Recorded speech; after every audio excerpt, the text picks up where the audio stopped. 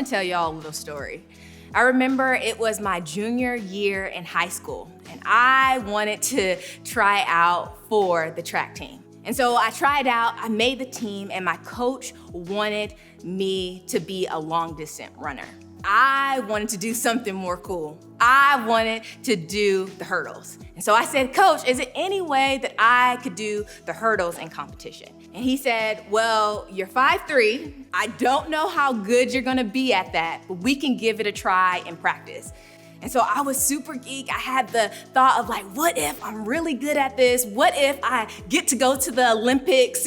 All of the cool thoughts I had in regards to, running the hurdles. And so the coach let me do it. During practice, I was okay. And he gave me one opportunity to kind of compete in one of our semi-competitions. And so the day comes, and I literally start to panic. I had the thoughts of, what if I become the laughing stock if I'm not able to get over these hurdles? What if I fail? What if I just completely not do good? And I get to the track meet and I completely vomit. All over my suit, all over the floor, and I completely lose it. My coach comes over to me, he's like, Crystal, do you think you can do it? And I said, I think I can. So I get there, I'm on the track, and right before they go off with the starting pistol, I take a deep breath and I go. And listen, y'all, I missed every single one of the hurdles. It was the worst day ever for me.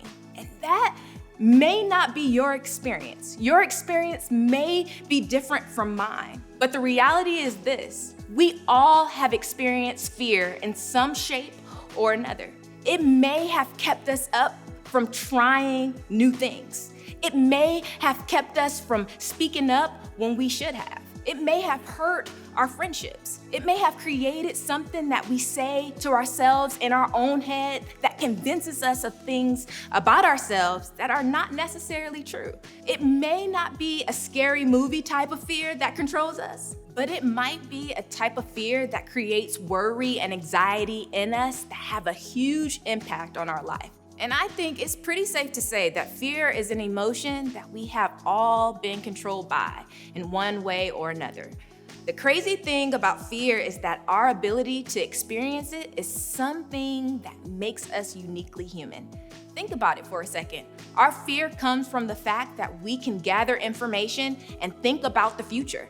And as humans, we can wonder those what if questions like I had. What if this happens, or what if that happens? And that can make us afraid. We are where we are today because the human race has been able to learn things, build on what we've learned, and then project it into the future. The same ability that allows us to fear also allows us to imagine, have hope and dream and wish for really great things to happen in our life. So our ability to gather information and think about the future has two sides, the fear side and the hope side.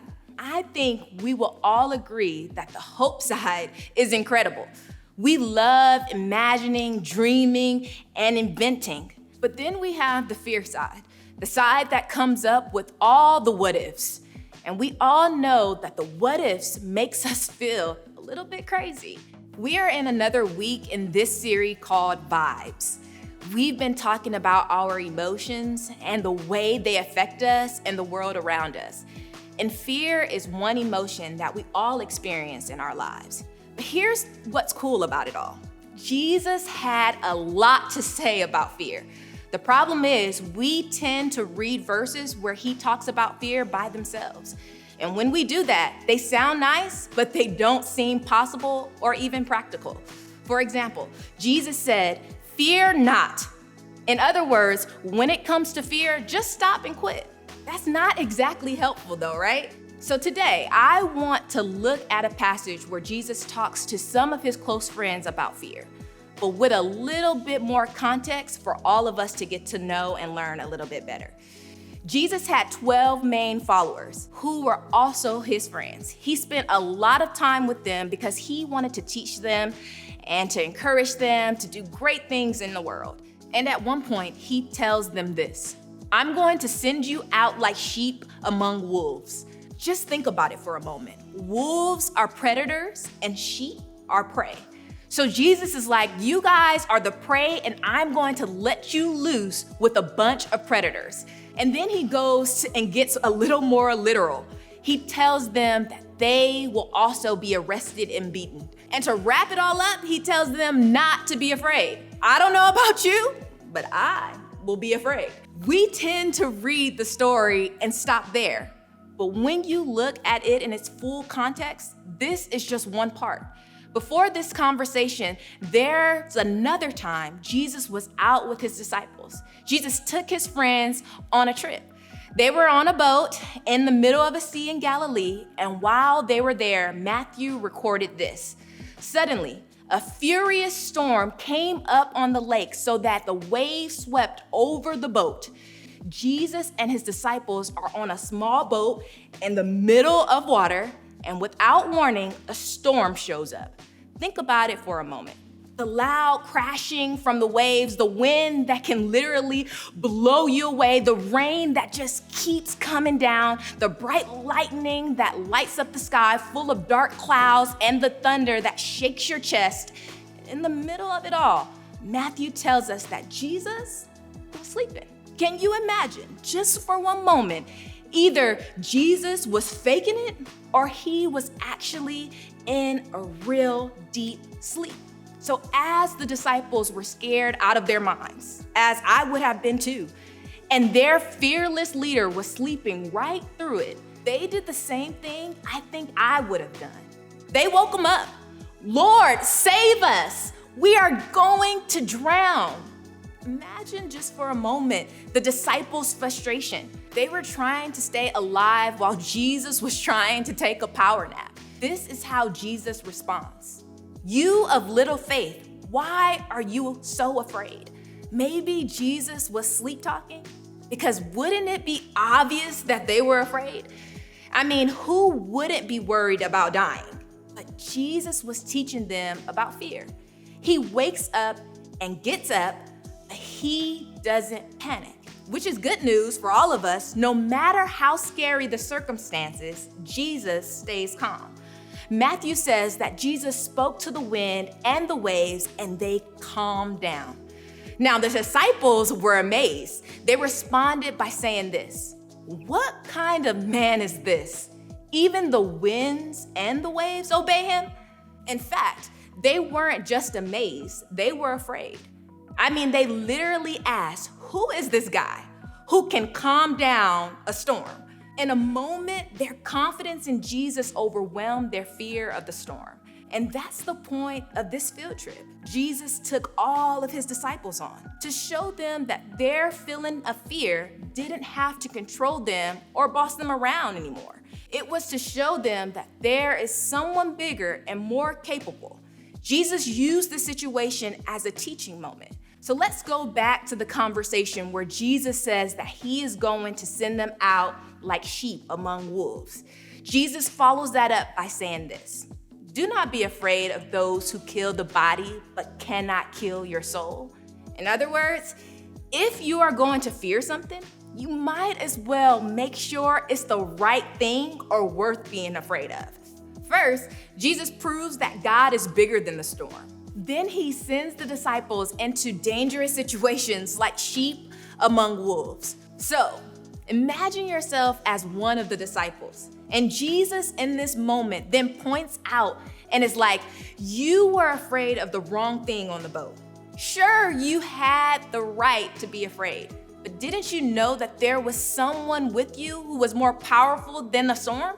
Jesus goes on, are not 2 sparrows sold for a penny? Yet not one of them will fall to the ground outside your Father's care. And even the very hairs of your head are all numbered. So don't be afraid. You are worth more than many sparrows. He's saying God is paying attention to you. Don't be afraid. You are worth more than the sparrows. Don't be afraid. God has numbered the hairs on your head. Don't be afraid. You are valuable. God is personal. He knows your name. He knows your circumstances. He's concerned with your personal life. When it comes to dealing with fear, this is a pretty big deal because God knows all about it and is with you in the middle of it. Now the account continues with Jesus and the guys on another field trip. So check this out. Here's what happens. Jesus has been preaching all day. It started to get late and people were getting tired and hungry. The disciples suggest that they send everyone home to eat, but Jesus seems to think that they can feed everyone, which sounds a bit crazy because no one has enough food or money to make that happen. But then Jesus gets a little boy's lunch. That's right, a little boy's lunch out of his little lunch pail. He prays over it, and then Matthew writes that Jesus split the boy's lunch between 12 disciples and told them to feed the crowd. And listen, y'all, it worked. Everyone got fed. It was a complete miracle. But before they have time to stay and enjoy it, Jesus tells the disciples to get in another boat. And they are probably thinking, Jesus, this is too soon. But they had to do what Jesus said. So soon after that, they hopped into a boat. But this was a little bit different because Jesus doesn't get in the boat with them. He tells them that he'll meet them on the other side of the Sea of Galilee. So the disciples spends the night rowing, and at some point of the night, the waves get bigger and the wind blows wild. They looked over and around the water and can't believe what they see. It's Jesus walking on water. That is super wild, super crazy, and I can't even fathom that in my own mind. But Matthew records that the disciples were terrified. Obviously, right? Someone walking on water. In fact, they thought they were seeing a ghost. But then Jesus says something that gets their attention because they had heard it before. He goes to say, "Take courage. It is I. Don't be afraid." This is Jesus trying to remind them of all the lessons and field trips they've already had previously up to this point. They saw miracles, heard teachings, and yet still fear was in control of them. In fact, they remained fearful to the very end of Jesus' life. When we fast forward to the night that Jesus was arrested, we see the disciples abandon Jesus. Why, you might ask? Because they were afraid that if they stayed close by, they might be arrested too. And then Jesus was crucified. Were they there? No, they left because they were afraid.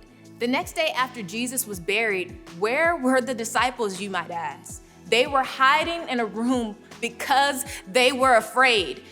But then Sunday came around, and the women who had followed Jesus went to the tomb and discovered that it was empty.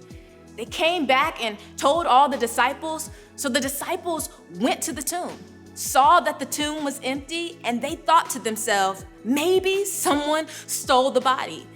But then Jesus himself appeared before them, and they realized that he's alive. And here's the deal. When the guy you've been following dies and then comes back to life, suddenly everything he has to say to you before seems more real, true, and even more believable. For the disciples who loved and followed Jesus, the resurrection wasn't just a nice surprise. It was everything. It made them bold. It gave them strength. It put everything Jesus said about fear in its right perspective. Their world was crazy still. But because of the resurrection, the disciples and anyone who followed Jesus could put their fear in its place. It was like they finally understood the lessons from the boat.